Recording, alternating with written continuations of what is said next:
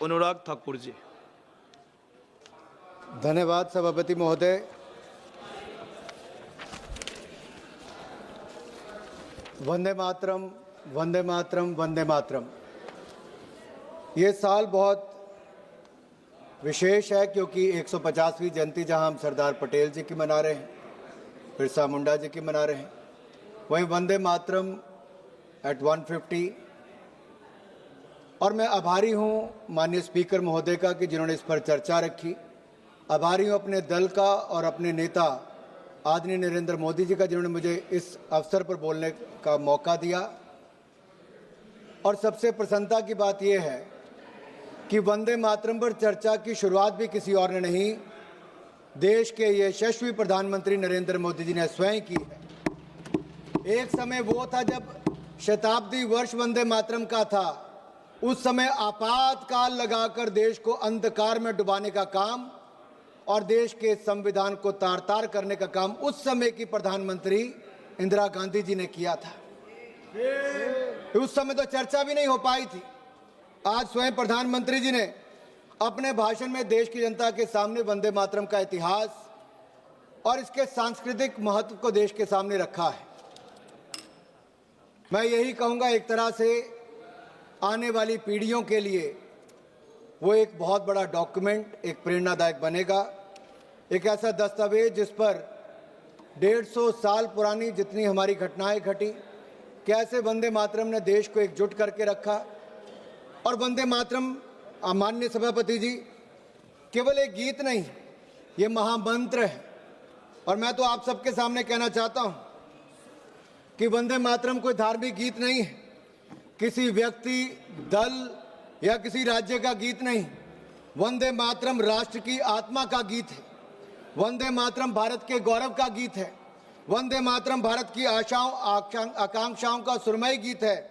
भारतीय संस्कृति और विरासत का प्रतीक है।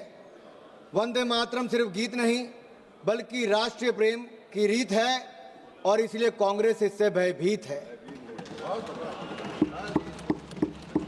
और भयभीत तो इतनी है साहब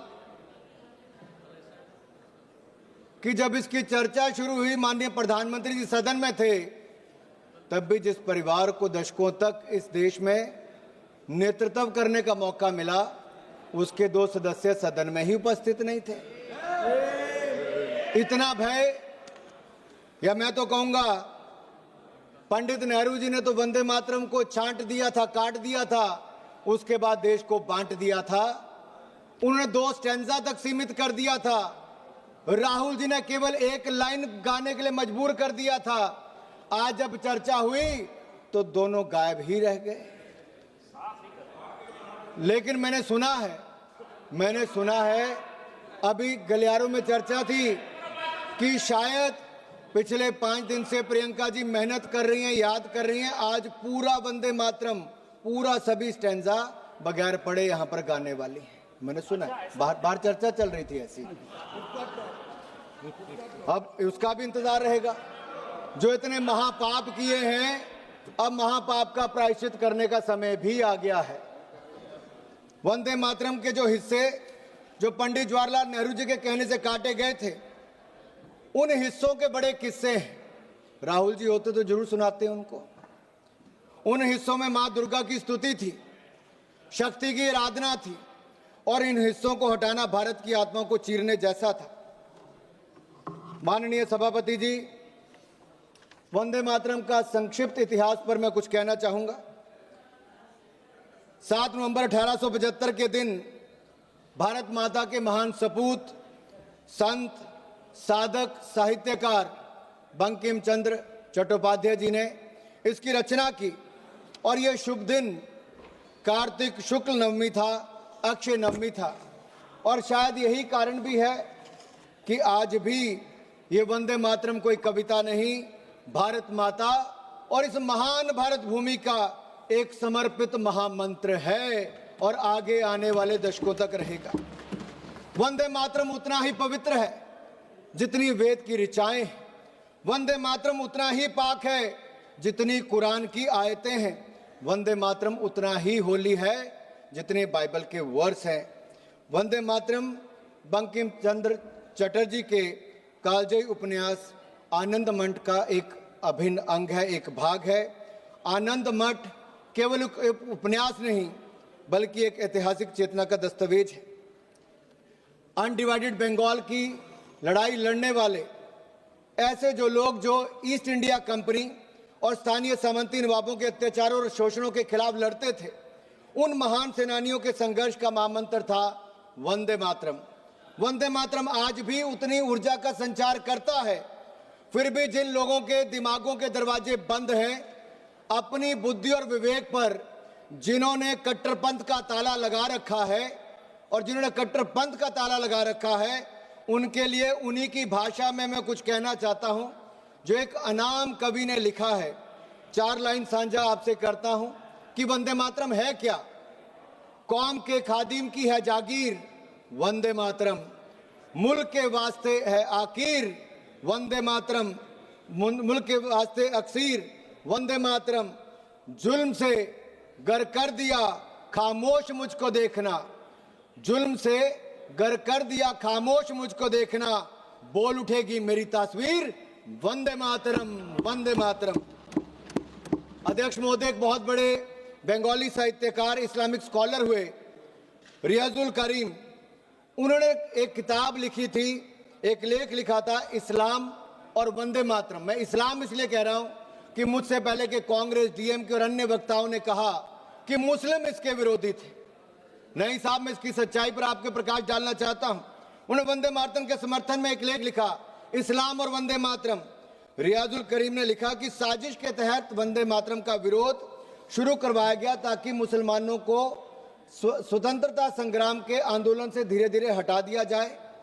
रियाजुल करीम ने लिखा कि वंदे मातरम वह गीत है जो गीत गूंगों को जबान दे दे, जो कमजोर दिल के थे उनको साहस दे दे, जो सन्यासी विद्रोही हो या भारत का स्वतंत्रता संग्राम या फिर देश के लिए सीमाओं पर लड़ने वाले जवान हो, वंदे मातरम के उद्घोष से ऐसा जोश पैदा होता हो कि मुर्दों में भी जान फूंक दे, मुर्दों में भी जान फूंक दे।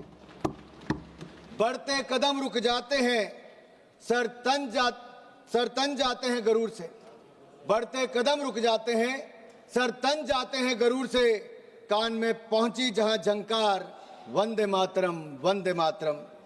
जिन लोगों ने वंदे मातरम के विरोध के बहाने मुसलमानों को स्वतंत्रता आंदोलन से अलग करने का प्रयास किया, आज वो देश के विकास में और विकसित भारत के इस सोच के साथ भी उनको जोड़ने के लिए या उनसे अलग हटने का प्रयास कर रहे हैं। माननीय सभापति जी, वंदे मातरम राष्ट्रभक्तों के लिए, वंदे मातरम हम राष्ट्रभक्तों के लिए एनर्जी है और कुछ लोगों को इससे एलर्जी है। अब एलर्जी वालों को तो हम कुछ कर नहीं सकते, लेकिन 150वीं जयंती पर मैं इतना जरूर कहूंगा कि अंग्रेजों को तो वंदे भारत से दिक्कत थी, जिन्ना को वंदे भारत से दिक्कत थी। अंग्रेजों को वंदे मातरम से दिक्कत थी, अंग्रेजों को वंदे मातरम से दिक्कत थी, जिन्ना को वंदे मातरम से दिक्कत थी, जिन्ना के मुन्ना को भी वंदे मातरम से दिक्कत है। अध्यक्ष जी, मैं बड़ा स्पष्ट कह रहा हूं, इसमें आपको क्या सर, माणिकम टैगोर जी को क्यों ऐसा लगता है? मैंने इतने कहा कि जिन्ना को वंदे मातरम से दिक्कत थी, अंग्रेजों को वंदे मातरम से दिक्कत थी और जिन्ना के मुन्ना को भी वंदे मातरम से दिक्कत है। जिनमें वंदे मातरम सुनकर ऊर्जा का संचार नहीं होता, जिनमें वंदे मातरम सुनकर ऊर्जा का संचार नहीं होता, या तो वो कांग्रेसी हैं, कम्युनिस्ट हैं या लीगी सोच के समर्थक हैं। और मैं कहना चाहता हूं, कांग्रेस का समर्थक मुस्लिम लीग कर रही है, इंडियन मुस्लिम लीग कर रही कि नहीं कर रही है, और उसके समर्थन के बिना राहुल जी और प्रियंका जी शायद चुनकर भी नहीं आ पाते, इसलिए उनका समर्थन लेने की जरूरत पड़ रही है। माननीय अध्यक्ष जी, जिनको वंदे मातरम से दिक्कत है, मैं उनका इतना ही कहूंगा कि Vande Mataram is the most sacred mantra of our freedom, it is the war cry of our independence that no force on earth can silence, it is the lifeblood of our national strength and spirit, Vande Mataram is uncompromising, unsilenced, and unshaken. These twin words, Vande Mataram, has no beginning, no end. They are eternal and immortal. अध्यक्ष महोदय, वंदे मातरम का जहां एक और हम आज 150वां साल मना रहे हैं, वहां कुछ लोगों के पास इस महापाप का प्रायश्चित करने का अवसर भी है, लेकिन रेडिकल कम्युनिज्म और लीगी मानसिकता के साथ जुड़े लोग शायद इस पर सुधार ना करें, क्योंकि वंदे मातरम को उन्होंने आधार बनाया था पॉलिटिक्स ऑफ अपीसमेंट का, तुष्टिकरण की राजनीति का। उस समय वोट बैंक की राजनीति उनको भविष्य में भी दिख रही थी और आज भी दिखती है। इसलिए बांटो और राज करो की नीति तो अंग्रेजों की थी, लेकिन इनकी नीति काटो, छांटो, विवाद खड़ा करो और फिर जड़ से ही खत्म कर दो। इन्होंने वंदे मातरम के साथ भी वैसा किया और देश के भी दो टुकड़े करने का काम नेहरू जी की सोच के कारण उस समय हुआ था। ये कहते हैं, सोनिया जी ने एक बार कहा कि नेहरू जी को बदनाम करने का काम करते हैं। मैं बड़ी गंभीरता से कहता हूं सर, हम लोग जवाहरलाल नेहरू जी को बदनाम नहीं कर रहे, मैं तो देश के सामने सच रख रहा हूं। हम तो देश के सामने सच रख रहे हैं सर, और सच्चाई यही है कि जब वंदे मातरम को काट छाट दिया गया, तब ओमकार ठाकुर जी हो, पुलस्कर जी हो, उन्होंने कहा कि हम कटा छटा वंदे मातरम नहीं गाएंगे, हम पूरा का पूरा गाएंगे, जिसको विरोध करना करें। केवल 2 संजों तक इन्होंने सीमित कर दिया, टुकड़ों में देश को बांट दिया। उस समय जिन्ना को खुश करने का काम किया, आज जिन्ना के मुन्ना को खुश करने का काम कर रहे हैं। मैं माननीय सभापति जी, 27 जुलाई 2018 को कांग्रेस की एक बड़ी रैली बंतवाल में दक्षिण कन्नड़ में हो रही थी। राहुल जी ने मन से कहा, सिंग ओनली वन लाइन, सिंग ओनली वन लाइन। अरे राहुल जी ने 2 स्टैंजे तक कर दिया, नेहरू जी ने 2 स्टैंजे तक कर दिया, राहुल जी 1 लाइन तक सीमित कर रहे हैं। और यही नहीं, मुझे नहीं पता सर कि आखिरकार ये इतना विरोध इसका क्यों करते हैं और इसका मूल कारण क्या है सर। ये लोग जब अपनी सत्ता में भी वंदे मातरम पर माननीय सभापति जी, माननीय अध्यक्ष जी, वंदे मातरम एक समय मैं सिर्फ सच्चाई मंच पे ला रहा हूं। यूपीए की सरकार 2006 में थी, उस समय कहा गया कि सभी शैक्षणिक संस्थानों में वंदे मातरम गाया जाएगा, लेकिन कहीं ना कहीं कट्टरवादियों ने, जिन्नावादी सोच वालों ने इतना दबाव बनाया कि उस समय की चेयरपर्सन, यूपीए चेयरपर्सन ने कहा कि नहीं, इसको आप अनिवार्य मत करिए, इसको स्वैच्छिक कर दीजिए। मेरा सवाल यह है, क्या वंदे मातरम अनिच्छा या इच्छा का विषय हो सकता है? वंदे मातरम गीत इच्छा या अनिच्छा का विषय नहीं हो सकता। वंदे मातरम तो हमें मातृभूमि के सामने सर झुकाने से, भारत माता को नमन करने से किसी की धार्मिक भावना को कोई आहत नहीं होती है सर। अध्यक्ष महोदय, जो लोग अमेरिकन डेमोक्रेसी की बात करते हैं और सेक्युलरिज्म की बात करते हैं, मैं इतना ही कह देना चाहता हूं, यूनाइटेड स्टेट्स में प्लेज ऑफ एलिजियंस में जिसका एक फ्रेज है, वन नेशन अंडर गॉड, ये अमेरिका के स्कूलों में बच्चों को रोज इस पाठ को पढ़ाते हैं, लेकिन हमारे यहाँ पर वंदे मातरम गाने पर विरोध करते हैं। मध्य प्रदेश में जब इनकी सरकार थी तो मध्य प्रदेश के सेक्रेटरीट में कहा गया, यहाँ से राहुल जी उस समय अध्यक्ष थे, कहा गया कि मध्य प्रदेश के सेक्रेटरीट में वंदे मातरम धुन नहीं बजनी चाहिए। ये बार बार वंदे मातरम का विरोध क्यों होता है अध्यक्ष जी? और यही नहीं, क्या 2009 में वोट बैंक की राजनीति के लिए उस समय के होम मिनिस्टर पी चिदम्बरम जी देवबंद में जमाते उलमा हिंद के 30th जनरल सेशन में गए, और पी चिदम्बरम जी जिस सेशन में गए, वंदे मातरम के विरोध में रेजोल्यूशन वहां पर पास हुआ। कांग्रेस पार्टी को इसका जवाब देना चाहिए कि एक नहीं, एक के बाद दूसरा सबने किया। सर बड़े मियां तो बड़े मियां, छोटे मियां सुभान अल्लाह। 2019 में भोपाल सेंट्रल से कांग्रेस के एमएलए हुआ करते थे आरिफ मसूद, एक सार्वजनिक कार्यक्रम में उन्होंने कहा कि शरिया कानून के अंतर्गत वंदे मातरम बोलने से मना कर दिया। सर मैं पूछना चाहता हूं, क्या वंदे मातरम के गान पर रोक लगाना चाहिए? और यही नहीं, समाजवादी पार्टी के सांसद शफीकुर रहमान बर्क, जिन्होंने वंदे मातरम को इस्लाम विरोधी कह दिया, महाराष्ट्र में समाजवादी पार्टी के विधायक अबू आजमी ने वंदे मातरम का विरोध किया।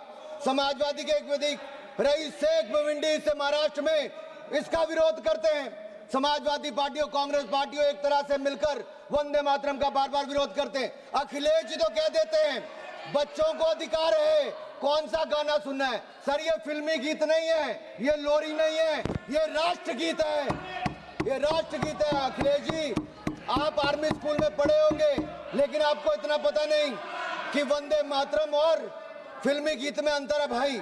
माननीय अध्यक्ष महोदय, मैं खत्म कर रहा हूं, 3 मिनट में मेरा भाषण खत्म कर रहा हूं।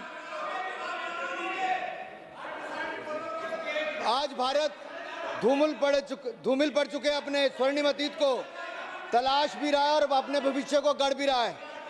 भारत के पूर्व प्रधानमंत्री आदरणीय अटल बिहारी वाजपेयी जी ने कहा था 19 मार्च 1973 को, सर मैं अटल जी को कोट कर रहा हूं और ध्यान से सुनिएगा।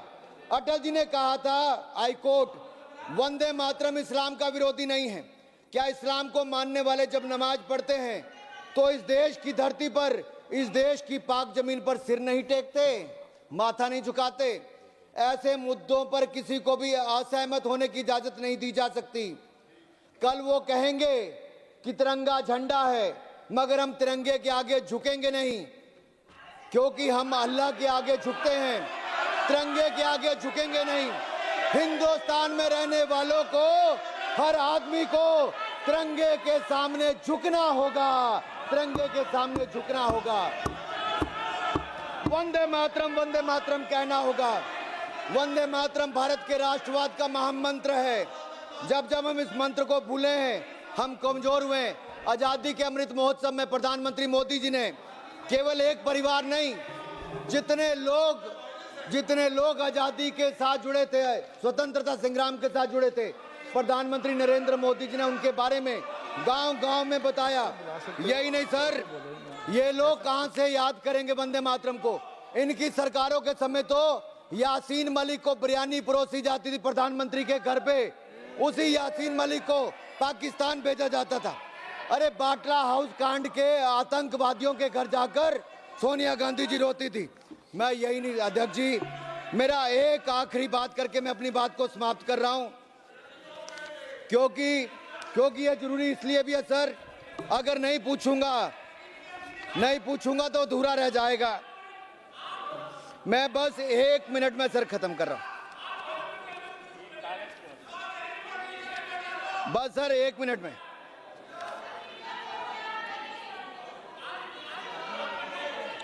नहीं, ये लोग बहुत हल्ला कर रहे हैं सर।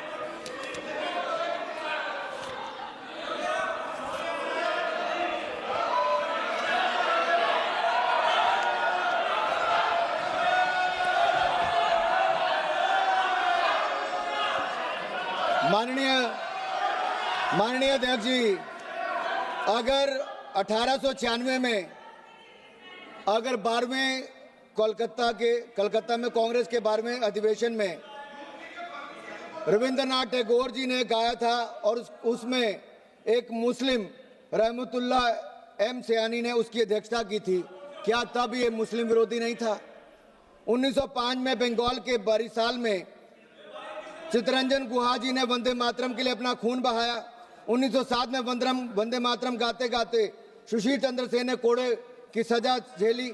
1908 में खुदीराम बोस ने वंदे मातरम गाते फांसी चढ़ ली। 1909 में मदनलाल ढींगरा ने वंदे मातरम बोल लंदन में फांसी से जूझ गए। 1927 में राम प्रसाद बिस्मिल ने वंदे मातरम बोलकर फांसी चढ़ गए। 1971 में कलकत्ता में जब दिनेश चंद्र गुप्त वंदे मातरम का उद्घोष किया तो पूरी जेल में सलाखे हिलाते हुए सर जब फांसी की सजा हुई सबने वंदे मातरम कहा। देश को आजादी भी दिलाई, जितनी लाठियां चली उससे ज्यादा दुगनी आवाज वंदे मातरम के जय घोष से हुई। आज 150वीं जयंती पर इस सदन से भी वो आवाज गुजरनी चाहिए। मैं कहता हूं वंदे मातरम, वंदे वंदे वंदे वंदे वंदे।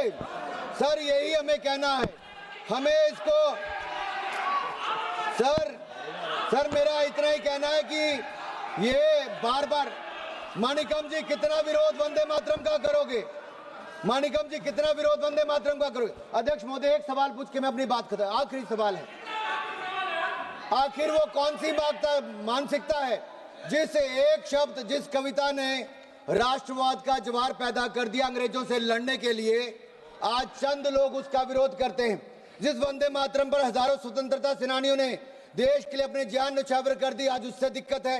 जिस वंदे मातरम की धुन विश्व कवि रविंद्रनाथ टैगोर ने दी उससे दिक्कत है, जिस वंदे मातरम को गाया लता दीदी ने उससे दिक्कत है, ए.आर. रहमान ने जिसको माँ तुझे सलाम में जगह दी उससे दिक्कत है, जिस वंदे मातरम चंद्रशेखर आजाद, सरदार भगत सिंह, मदन लाल ढींगरा, वीर सावरकर, राम प्रसाद बिस्मिल जैसे क्रांतिकारियों का अभिवादन था उससे दिक्कत है, जिस वंदे मातरम का नारा लगने की वजह से हेडगेवार जी को स्कूल से निकाला गया उससे दिक्कत है, जिस वंदे मातरम के समर्थन में लेख छपने के कारण लोकमान्य बाल गंगाधर तिलक को देश निकाल मिला उससे दिक्कत है, जिस वंदे मातरम को राष्ट्रगीत का सम्मान प्राप्त हुआ उससे दिक्कत है।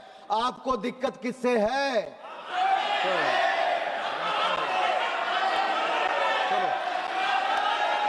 श्री राजेश अध्यक्ष जी, मुझे मेरा जवाब मिल गया है, मुझे मेरा जवाब मिल गया। इन्होंने कहा कि इनको दिक्कत हमसे है और मैंने पहले कहा था हमें वंदे मातरम से एनर्जी मिलती है, कुछ को वंदे मातरम से एलर्जी होती है राजेश और ये एलर्जी दिखती है। मैं एक बार फिर वंदे मातरम 150 पर आपने सदन में चर्चा करवाई, देश के सामने इतिहास और सच को लाने का अवसर दिया। माननीय प्रधानमंत्री जी ने देश के सामने के इतिहास को और वास्तविकता को रखा। कैसे वंदे मातरम गीत आज एक महामंत्र के रूप में 150 देशवासियों को इकट्ठा करता रहा। मैं माननीय प्रधानमंत्री जी को इसकी शुरुआत करने के लिए जहां एक और धन्यवाद देता हूं, साधुवाद देता हूं, वहीं आपका धन्यवाद करते हुए अपना स्थान लेता हूं। वंदे मातरम। राजेश वर्मा, शॉर्ट में बोलना भाई। बहुत बहुत